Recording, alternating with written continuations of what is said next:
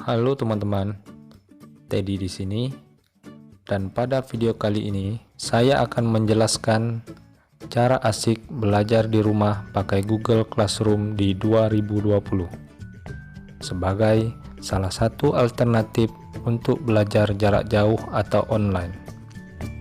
Google Classroom adalah layanan yang ideal untuk guru dan murid jika ingin belajar secara jarak jauh, atau bisa juga untuk orang tua yang ingin mengajari anaknya secara fun.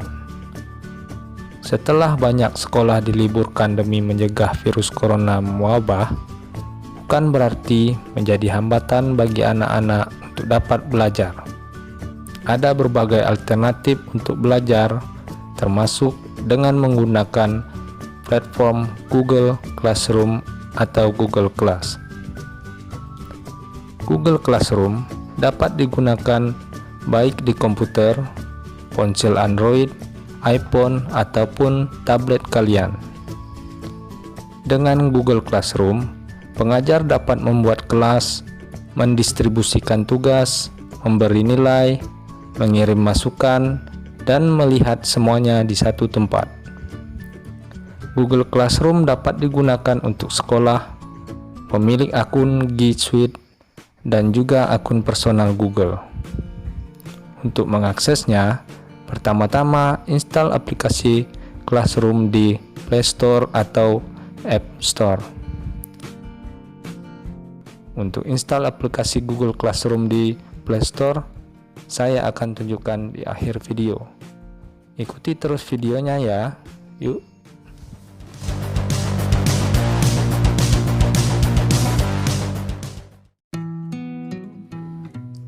Semoga suara saya terdengar cukup jelas karena di luar lagi hujan.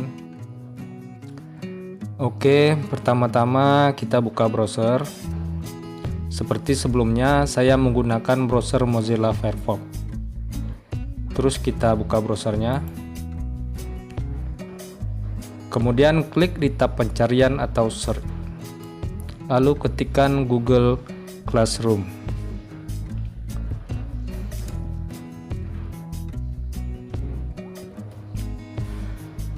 Di sini teman-teman juga bisa langsung menuju alamat situsnya dengan mengetikkan classroom.google.com, classroom.google.com.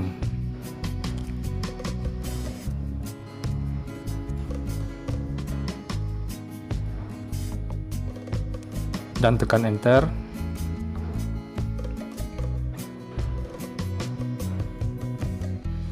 Setelah halaman situsnya terbuka, kita klik buka Classroom.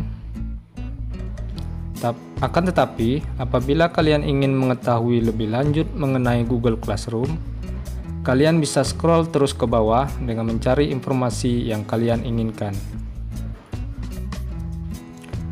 Oke, kita lanjut klik buka Classroom.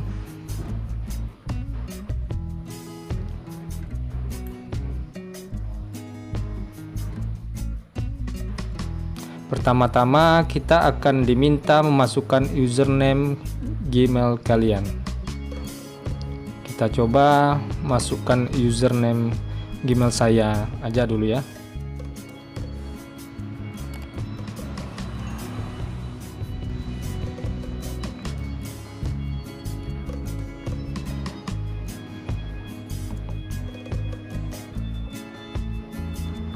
Terus klik next. Kita akan diminta untuk memasukkan password. Kita ketikkan passwordnya.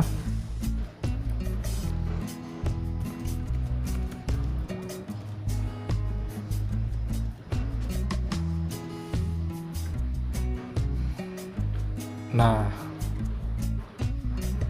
setelah masuk tampilannya akan seperti ini. Bagi pengguna akun khusus G Suite for Education, akan ada pilihan sebagai siswa atau guru. Jika Anda pengguna akun pribadi, seperti yang saya gunakan sekarang ini, misalnya sebagai orang tua, tidak ada pilihan tersebut. Begitu masuk, jika kita menggunakan akun pribadi, akan ada dua pilihan, yaitu gabung ke kelas dan buat kelas. Yang ini ya. Untuk pilihan gabung ke kelas, biasanya digunakan siswa atau anak untuk masuk ke kelas yang akan kita buat, dengan memasukkan kode dari kelas yang telah kita buat nantinya. Sedangkan untuk pilihan buat kelas, di sini guru atau orang tua dapat membuat kelas untuk siswa atau anaknya. Mari kita coba buat kelasnya. Kita klik.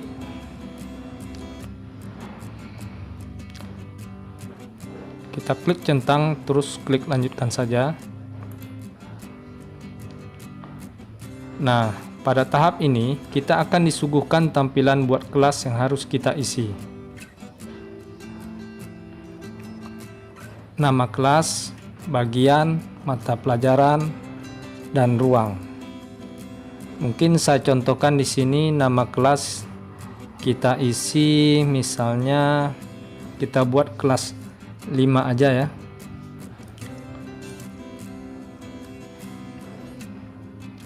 Terus pada kolom bagian di sini kita coba isi judul pelajarannya. Kita ketik saja misalnya Penjaskes.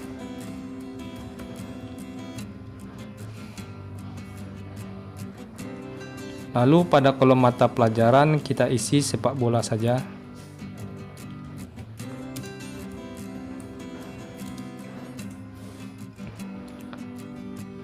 Terus pada kolom ruang kita masukkan saja 5A ya.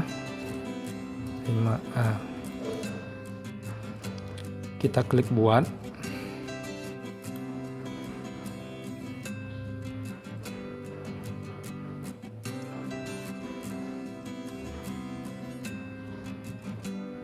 Kita tunggu. Nah, saat kelas atau kelas ini sudah dibuat, tampilannya akan seperti ini. Maka secara otomatis kelas ini akan ada kodenya untuk siswa atau anak yang akan masuk. Kodenya terletak di bagian sini ya, ini. Kode tersebut digunakan untuk mengundang siswa atau anak ke kelas ini. Setelahnya, orang tua atau guru dapat melakukan kustomisasi dengan mudah. Pada tab forum, kita dapat merubah tema kelas sesuai yang kita inginkan dengan klik pilih tema yang telah disediakan. Yang ini ya. Kita coba. Mungkin karena kelasnya bertemakan Penjaskes, kita coba rubah tema yang menggambarkan kelas olahraga. Yang mana ya? Kita coba yang ini saja.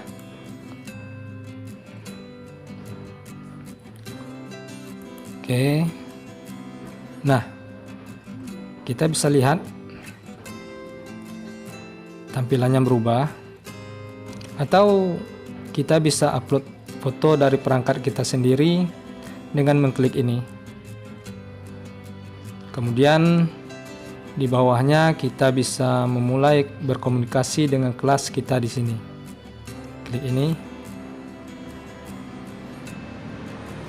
Seperti untuk membuat jadwal, pengumuman atau respon postingan siswa.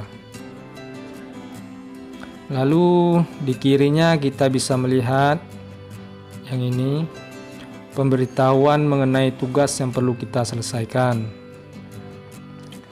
Kita lanjut masuk ke tab tugas kelas. Di tab ini kita bisa memulai membuat atau memberi tugas ke kelas dengan mengklik buat. Lalu di kanan atas teman-teman bisa melihat jadwal kelas di Google Calendar. Ini.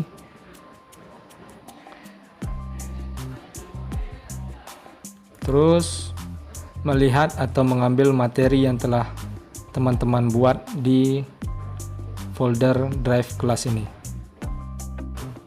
Kita coba membuat tugas dengan mengklik ini, buat.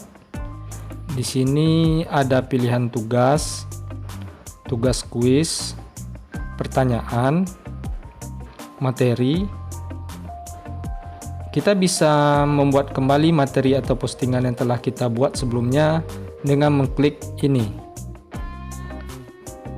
Dan topik kita sesuaikan saja dengan judul yang ingin kita buat ya. Mungkin saya contohkan satu di sini cara membuat tugas. Kita klik tugas. Nah, berikut tampilan menu tugas yang akan kita buat. Di sini ada judul yang wajib kita isi. Misalnya kita buat judul soal penjaskes.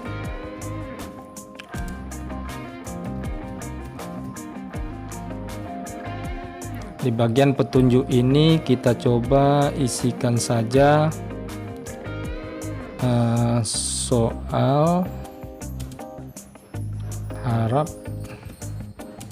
diselesaikan tepat waktu.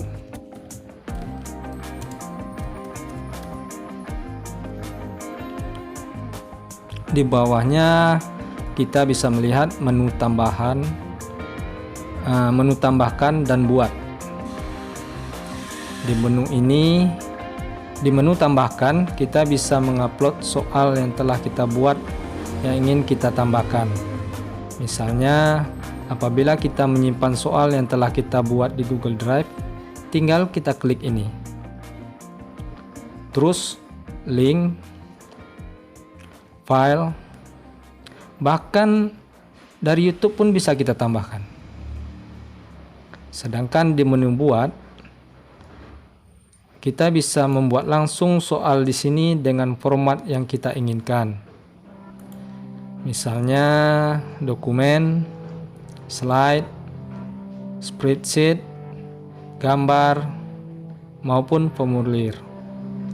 Di sini kita coba tambahkan soal yang telah kita buat di komputer kita ya, dengan mengklik file yang ini tadi. Terus kita pilih dari perangkat.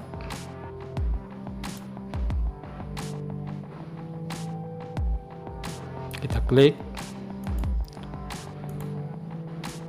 Kita cari di mana kita menyimpan soal yang telah kita buat tadi. Misalnya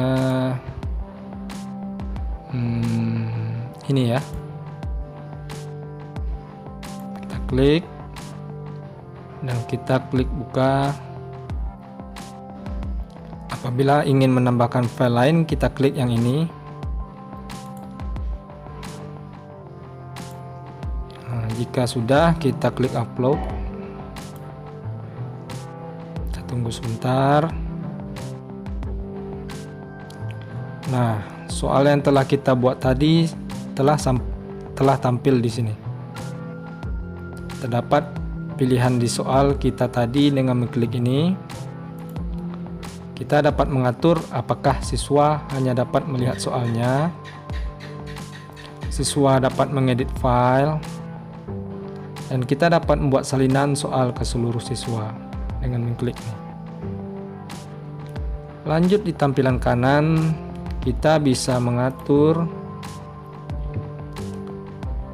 soal ini untuk semua siswa atau beberapa siswa yang dapat kita pilih. Yang ini ya.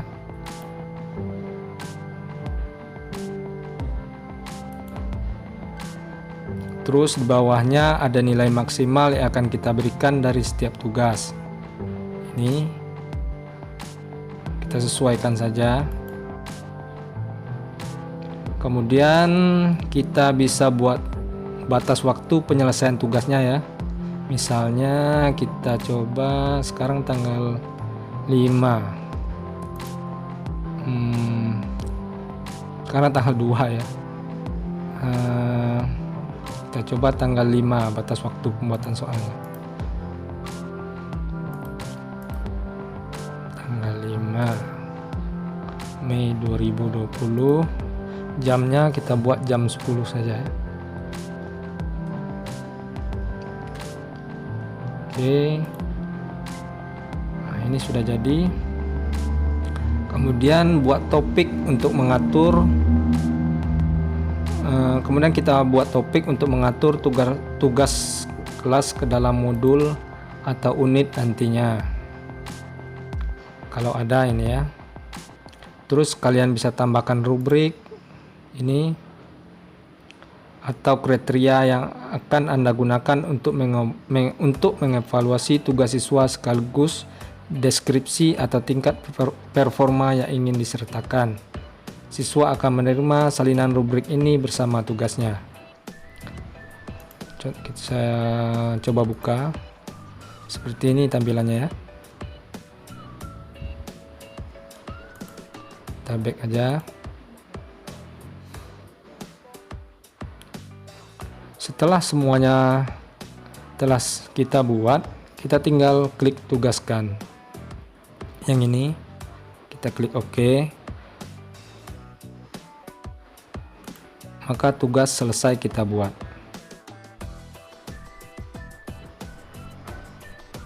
Kemudian kita lanjut ke tab anggota di sini.